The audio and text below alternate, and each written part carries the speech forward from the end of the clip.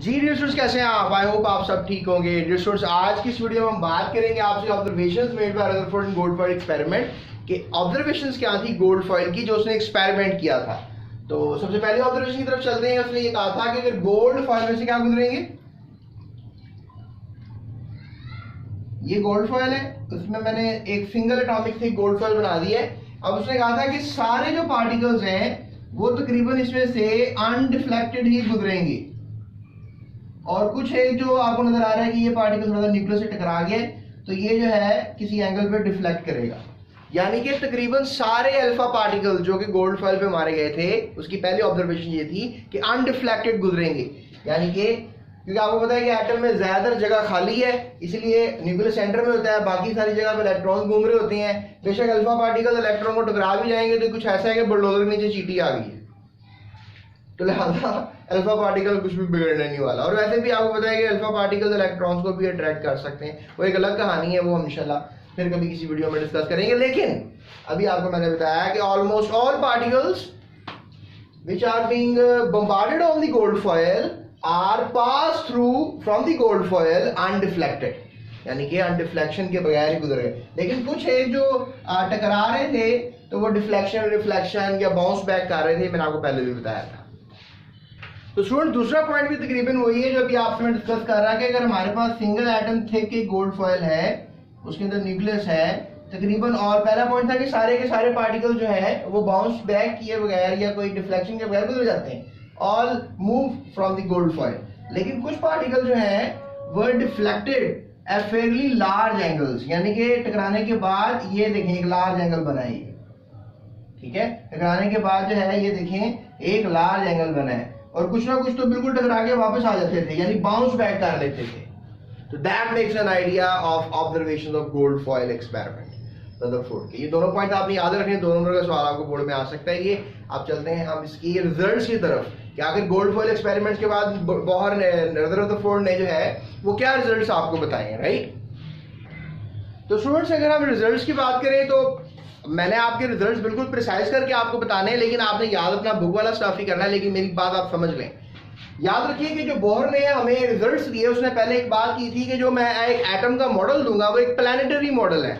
जैसे कि हमारा सोलर सिस्टम है, उसमें आपको पता है कि सूरज है सेंटर में, और हर जगह पे उसके सूरज के गिर्द जो है वो सियारे घूम रहे हैं, प्लैनेट्स घूम रहे हैं, जैसे कि अर्थ भी घूम रहा है, जुपिटर, मार्स, यूरेनस, व्हाटएवर। इसी तरह उसने कहा कि एटम भी होता है, और एटम के अंदर जो है सेंट्रल पार्ट जो है वो उसका न्यूक्लियस होता है। उसने कहा centre of the nucleus contain positive charges, यानी ये सेंटर जो है वो इसने इसलिए कहा क्योंकि ज्यादातर पार्टिकल जो थे वो अल्फा पार्टिकल्स गुजर गए विदाउट डिफ्लेक्शन, और थोड़े बहुत जो रिफ्लेक्ट बैक हो रहे थे वो कह रहा था कि सेंटर ऑफ पॉजिटिव चार्जेस की वजह से डिफ्लेक्ट बैक हो रहे हैं।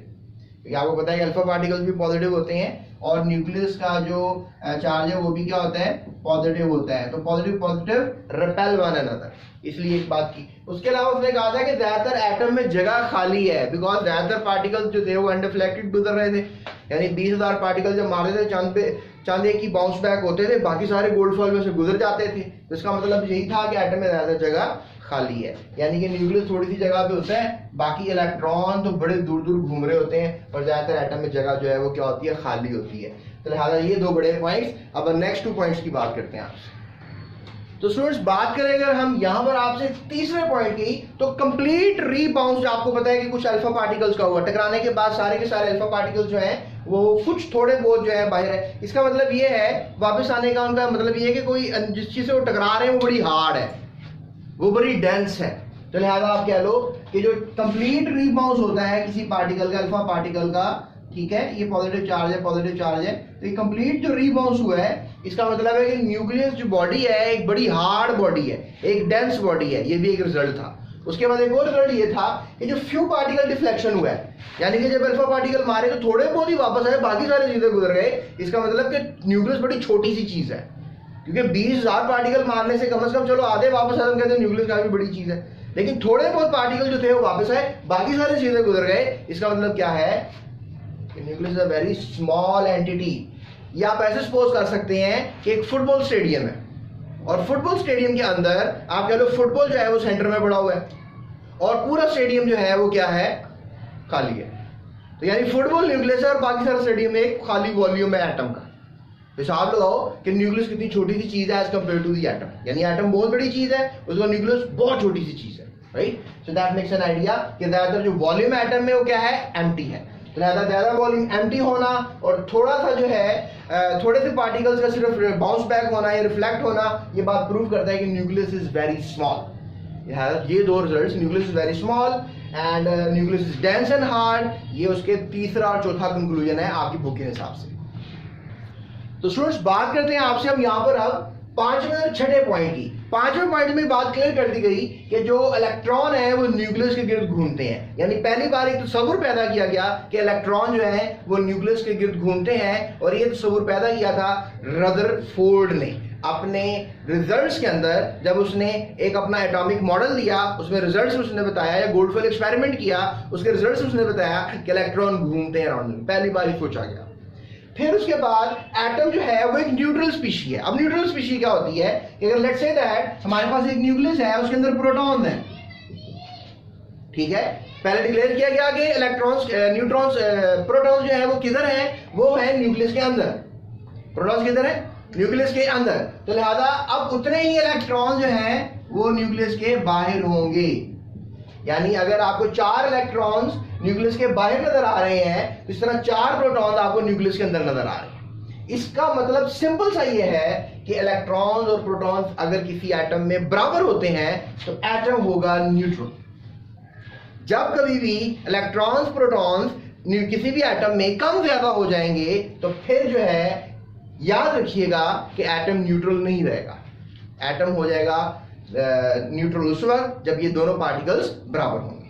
तो लिहाजा आपने ये बात याद रखनी है, जब भी किसी एटम पर आप -3 का चार्ज लगाते हो इसका मतलब उसमें नेगेटिव चार्जेस बढ़ गए, और जब भी किसी एटम पर आप +3 का चार्ज लगाते हो, +1 का लगाते हो, +2 का लगाते हो, उसका मतलब है कि उस एटम में प्रोटॉन्स ज्यादा है। अगर प्रोटॉन्स और इलेक्ट्रॉन्स बराबर हो तो आप किसी एटम पे कभी भी कोई चार्ज नहीं लगाते, किसी एटम पे कभी भी कोई चार्ज नहीं लगाते। इसका मतलब है कि उसके रिजल्ट्स उसने ये बात की कि न्यूट्रल रहेगा एटम हमेशा, राइट। तो स्टूडेंट्स अगर हम बात करें अपने लास्ट पॉइंट की जो कि रिजल्ट्स दिए रदरफोर्ड ने, दैट वाज ऑसम। इस रिजल्ट्स के अंदर उसने लिखा कि इलेक्ट्रॉन्स जो हैं वो न्यूक्लियस के बाहर होते हैं। अभी मैंने पिछले पॉइंट में आपको बताया, उसने कहा कि जो भी फंडामेंटल पार्टिकल्स हैं वो न्यूक्लियस में ही होते हैं। जो भी फंडामेंटल पार्टिकल्स हैं वो किस में होते हैं, न्यूक्लियस में होते हैं। लिहाजा जो भी फंडामेंटल पार्टिकल्स आप कहेंगे सर उस वक्त तो प्रोटॉन्स का पता था और इलेक्ट्रॉन्स का पता था, जो भी से क्या मुराद है। आपको सिंपली कहना चाहिए कि इलेक्ट्रॉन न्यूक्लियस से बाहर होते हैं, प्रोटॉन न्यूक्लियस के अंदर होती हैं। लेकिन मैं आपको बताऊं कि मैंने आपको पहले ये बताया था कि 1920 के अंदर रदरफोर्ड ने ये पेशेंगोई कर दी थी कि प्रोटॉन के अलावा भी न्यूक्लियस में कोई और पार्टिकल्स होते हैं, और उसने न्यूट्रॉन्स को डिक्लेयर किया था। लिहाजा उसके पास कोई एक्सपेरिमेंट नहीं था ये बात प्रूव करने के लिए कि वाकई में न्यूट्रॉन जो है वो न्यूक्लियस के अंदर होते हैं, लेकिन उसको इस बात का शुबा जरूर था कि न्यूट्रॉन्स न्यूक्लियस के अंदर होते हैं। तो उसने उन पार्टिकल्स को क्या कहा था, न्यूक्लियॉन्स। उसने उस वक्त 1920 के अंदर जो है कह लेंगे जब अपने रिजल्ट्स में उसने न्यूक्लियॉन डिक्लेयर कर दिया था, और बाद में 1920 में पेशेंगोई भी की थी, क्योंकि वो इस रिसर्च को कर रहा था। ये मॉडल लेने के बाद, एक्सपेरिमेंट करने के बाद तकरीबन ये 1912 में मॉडल आया था, और उसका जो न्यूक्लियस की डिस्कवरी थी वो 1907 में थी। और ये जो हमारे पास न्यूट्रॉन है इसकी पेशेंगोई जो है ये है 1920 के अंदर। तो लिहाजा यहां से साबित होता है कि किसी भी एटम के फंडामेंटल पार्टिकल्स न्यूक्लियस के अंदर होते हैं एक्सेप्ट इलेक्ट्रॉन्स।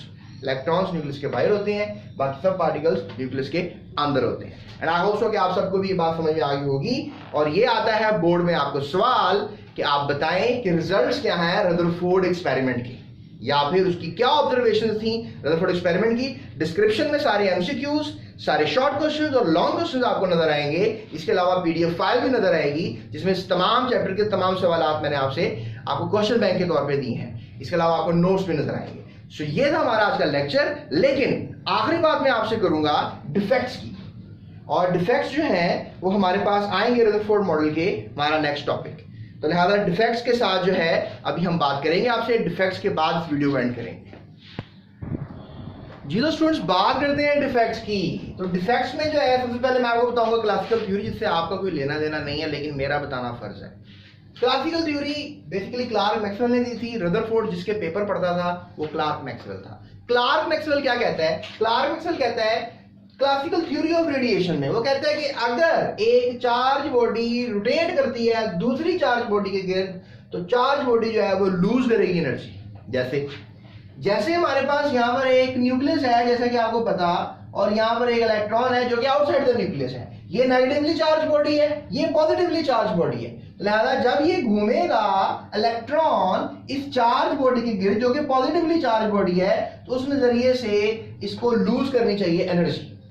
लिहाजा जो भी इसकी स्पेस होगी इलेक्ट्रॉन की, जहां कहीं भी होगा इलेक्ट्रॉन, इसकी रोटेशन जब होगी अराउंड द न्यूक्लियस, तो घूमते घूमते एनर्जी लूज करते करते जो है एक वक्त आएगा कि ये दूसरी चार्ज बॉडी के साथ स्टक कर देगा, फॉल डाउन कर देगा अंदर। ये थी क्लासिकल थ्योरी ऑफ रेडिएशन, और ये थी उसकी प्रेजेंटेशन जो कि ओरिजिनल पॉइंट है आपकी किताब का। उन्होंने कहा कि electron being a charge particle, electron एक चार्ज पार्टिकल है, शुड रिलीज और एमिट एनर्जी, इसको भी इलेक्ट्रॉन को एनर्जी रिलीज करनी चाहिए, एमिट करनी चाहिए, एंड कंटिन्यूअसली। ये एक बहुत बड़ा पॉइंट है कि हमेशा, लगातार, and they should ultimately fall into the nucleus. और यही वजह थी कि रदरफोर्ड ने जब एटॉमिक मॉडल दिया तो उसने एक बहुत बड़ी बोंगी मारी। उसने कहा कि इलेक्ट्रॉन चूंकि गिर जाता है न्यूक्लियस के अंदर, तो लिहाजा मैं कहूंगा कि एटम कोलैप्स, एटम कोलैप्स यानी एटम तबाह हो जाता है। अब planetary model of an atom है, और इसमें आपको पता है कि अर्थ भी सूरज के गिर्द घूम रहा है। इसका मतलब यह हुआ कि अर्थ अपनी एनर्जी रिलीज कर रहा है घूमते घूमते, और एक वक्त आएगा कि जमीन सूरज में गिर जाएगी और फिर इस जमीन पर जिंदगी खत्म हो जाएगी। लिहाजा ये नजरिया था क्लार्क मैक्सवेल का। और फिर आगे आया नील बोहर, उसने आकर बताया कि नो, एनर्जी रिलीज जरूर होती है लेकिन कंटिन्यूसली रिलीज नहीं होती, डिसकंटिन्यूसली रिलीज होती है। और ये बातें क्या थी, कैसे थी, क्यों थी, किसने कब कैसे कर दी, ये मैं आपसे बहुत से एटॉमिक मॉडल में बातें करूंगा। तो लिहाजा अभी का जो पॉइंट आपने याद करना है वो यही है कि electron being a charge particle should release और emit energy continuously and they should ultimately fall into the nucleus. So I hope so आपको पॉइंट याद होगा। और ये डिफेक्ट है, ये एक नुक्स है, ये एक नकाइस है रदरफोर्ड की थिंकिंग के, कि उसने ये सोचा। और इसने क्यों सोचा ये आपको पता है, क्योंकि उसने पेपर पढ़ लिया था किसका, क्लार्क मैक्सवेल का। और उस क्लार्क मैक्सवेल ने कहा था क्लासिकल थ्योरी ऑफ रेडिएशन में कि चार्ज बॉडी के गिर्द जब घूमती है एनर्जी रिलीज करती है कंटिन्यूसली। चलते हैं दूसरे पॉइंट की तरफ। तो स्टूडेंट्स अब चलते हैं दूसरे डिफेक्ट की तरफ, जो कि आखिरी डिफेक्ट है फिलहाल आपके सिलेबस के लिहाज से। और डिफेक्ट ये है कि इलेक्ट्रॉन अगर इमिट कर रहे हैं एनर्जी कंटिन्यूसली, मेरी पिछली बात के लिहाज से, तो उनको बनाना चाहिए कंटिन्यूस स्पेक्ट्रम। मॉडर्न रिसर्च हुई है, स्पेक्ट्रोस्कोपी जो है एक टेक्निक है जिसमें से आप रेडिएशन की स्टडी करते हो। तो आप कह रहे हो सर आप क्या बातें कर रहे हो, तो मैं आपसे कोई बात नहीं करना चाहता। अभी फिलहाल आपको एक लफ्ज इंट्रोड्यूस करवा रहा हूं, that is basically continuous spectrum. तो कंटिन्यूस स्पेक्ट्रम जो है वो शो करना चाहिए इलेक्ट्रॉन्स को अगर वो एनर्जी लगातार रिलीज कर रहे हैं, अगर एनर्जी वो लगातार रिलीज कर रहे हैं। लेकिन बेसिकली जब इलेक्ट्रॉन एनर्जी रिलीज करते हैं तो बनता है लाइन स्पेक्ट्रम, बनना चाहिए कंटिन्यूस स्पेक्ट्रम, बनता है लाइन स्पेक्ट्रम। तो ये हुई गलती, ये हुआ नुक्स, ये है दूसरा नुक्स रदरफोर्ड के एटॉमिक मॉडल का। और ये लाइन स्पेक्ट्रम, क्वांटम स्पेक्ट्रम क्या होते हैं, ये मैं आपको फर्स्ट ईयर में डिटेल में सिखाऊंगा। सो ये थी मेरी आज की video, and I hope so कि आपको पता लगा होगा कि क्या ऑब्जर्वेशंस हैं रदरफोर्ड की, क्या रिजल्ट्स हैं रदरफोर्ड की गोल्डफॉयल के एक्सपेरिमेंट के, और क्या नुक्स कर दिए रदरफोर्ड ने अपने इस मॉडल के बाद। मजीद वीडियोस के लिए हमारे चैनल के साथ रहिए। That's it, thank you so much. अपना ख्याल रखिएगा, डिस्क्रिप्शन जरूर देख के जाइए।